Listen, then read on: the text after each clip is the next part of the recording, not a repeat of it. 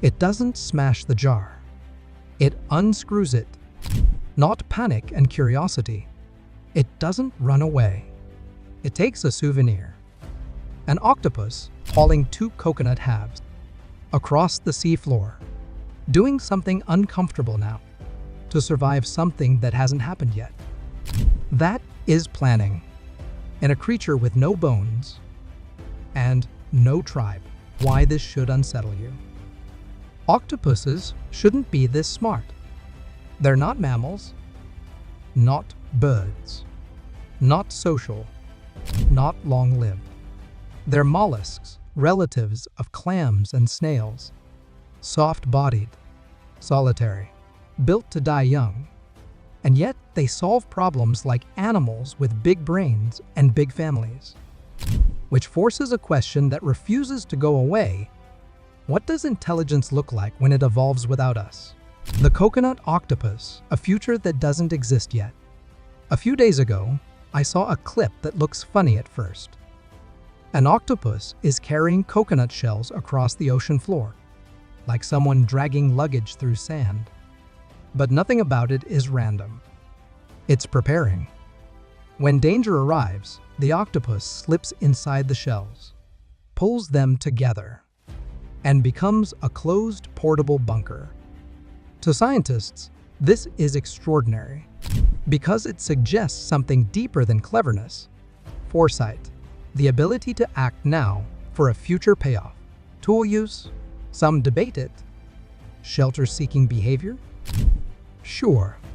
But the undeniable part is this: it accepts discomfort now to reduce risk later. That's a kind of planning we like to claim as uniquely ours. And it's happening in a body with blue blood and 8 thinking arms. 2, the weird list and why it's not just weird. Once you start paying attention, the reports stack up. Octopuses opening locks, escaping sealed tanks, then returning, unscrewing jars from the inside, jetting water at lights again and again until the light goes out, bouncing objects like toys, stealing cameras. One in New Zealand became so notorious for breaking out to hunt at night that an aquarium installed motion sensors. These aren't accidents, they're decisions. And here's the part that should bend your brain. Intelligence evolved at least twice. Once on the branch that led to us, and once independently in cephalopods. The octopus is living evidence of that split. A mind built by a different blueprint. 3, the paradox: smart animals are usually social. People often say intelligence needs society, and on Earth that usually looks true. Primates, dolphins, elephants, crows. Big brains often ride on complex groups. But octopuses don't live like that.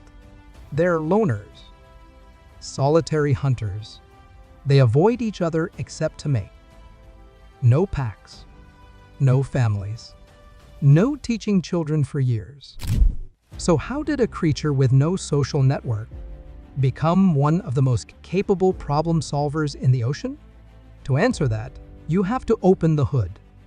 And what's inside an octopus doesn't resemble a mammal mind at all. 4, a nervous system that looks like science fiction. Humans run on central control. A brain at the top, a spinal cord as highway, the body as the worker. The octopus runs on something else, a distributed intelligence. An octopus has hundreds of millions of neurons, in the range of some mammals. But here's the shock. About 2/3 aren't in the brain. They're in the arms. Each arm contains dense clusters of neurons, ganglia. Local processing centers capable of running complex behavior on their own.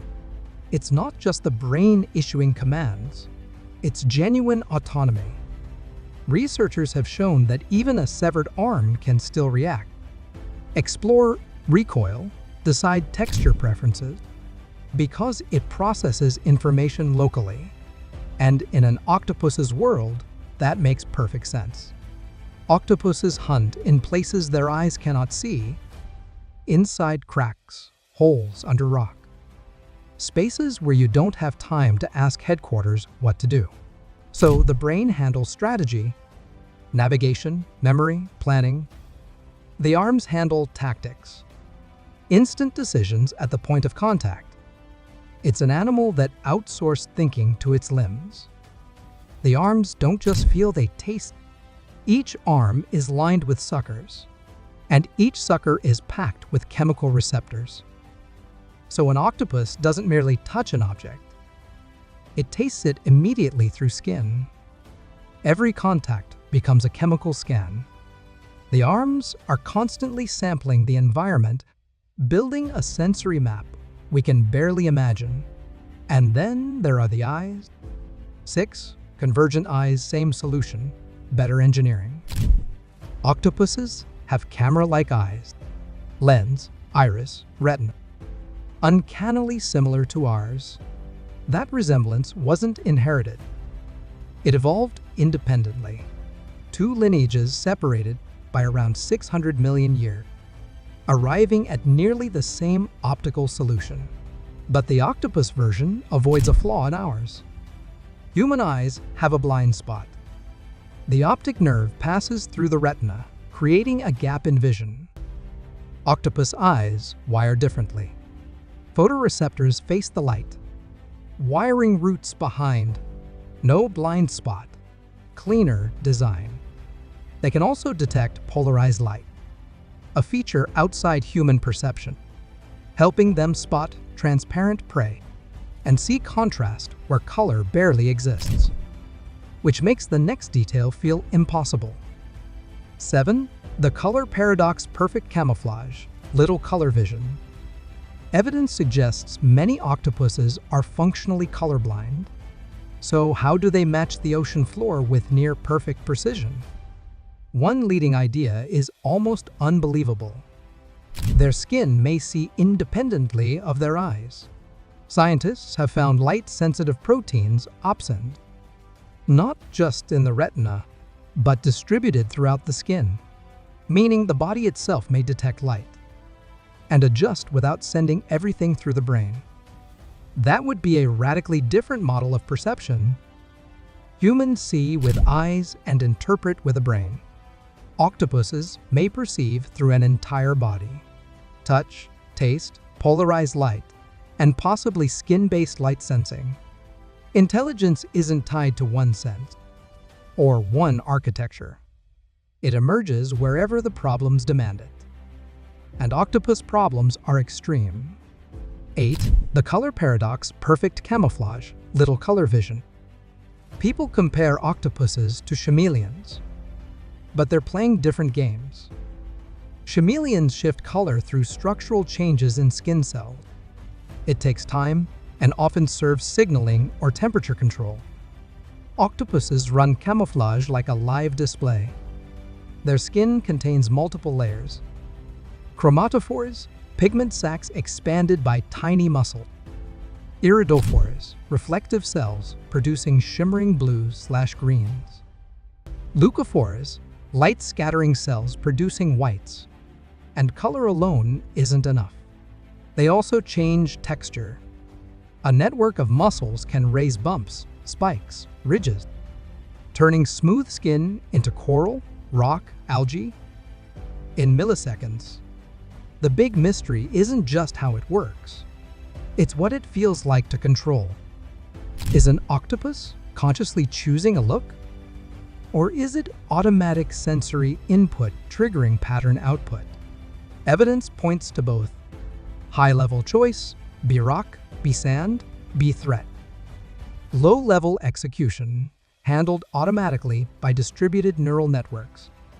It's intelligence that doesn't fit cleanly into our categories of conscious vs reflex, problem-solving, memory, and even learning by watching. Octopuses routinely solve multi-step problems. Open screw-top lids, manipulate containers, navigate puzzles. They recognize individual humans, reacting differently based on past treatment. that's not just memory of events. That's memory of identity. Some experiments suggest observational learning. Octopuses that watch others solve tasks can learn faster than those that don't, which is strange because they aren't social animals. And then there's play. Play is expensive. It burns energy with no immediate payoff. Yet, intelligent animals do it. Octopuses do it too, repeatedly manipulating objects simply because they can. And the breakout stories matter for a bigger reason: escaping at night, hunting other tanks, returning by morning. That looks like navigation, planning, and a multi-stage mission. So why would a loner evolve that kind of brain? The real driver, not social life, but ecological complexity. Octopuses live in complicated, dangerous environments.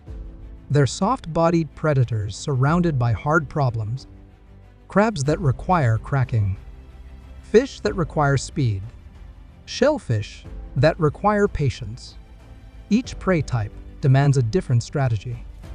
They also live in structured mazes, reefs, rocks, kelp forests, three-dimensional terrain requiring memory and navigation. And predators are everywhere: sharks, eels, dolphins. With no shell, no bones, no armor, survival depends on rapid assessment, stealth, escape, deception. In a world that complex, intelligence becomes a weapon. Even without social pressure, it's problem-solving as armor. 11. The bigger idea: intelligence is not one thing. We define intelligence using human tests, language, symbols, abstract reasoning, social cooperation. But octopuses expose the limits of that framework. Our assumptions did. The octopus didn't break evolution's rules. It revealed that the rules were our assumption. Based on a small sample size, us. Evolution doesn't aim for a single kind of mind. It builds whatever works. And sometimes, it builds a thinking creature with no bones, no tribe, no voice. That plans for the future by carrying coconut shells across the seafloor. And once you see that, you can't look at intelligence the same way again.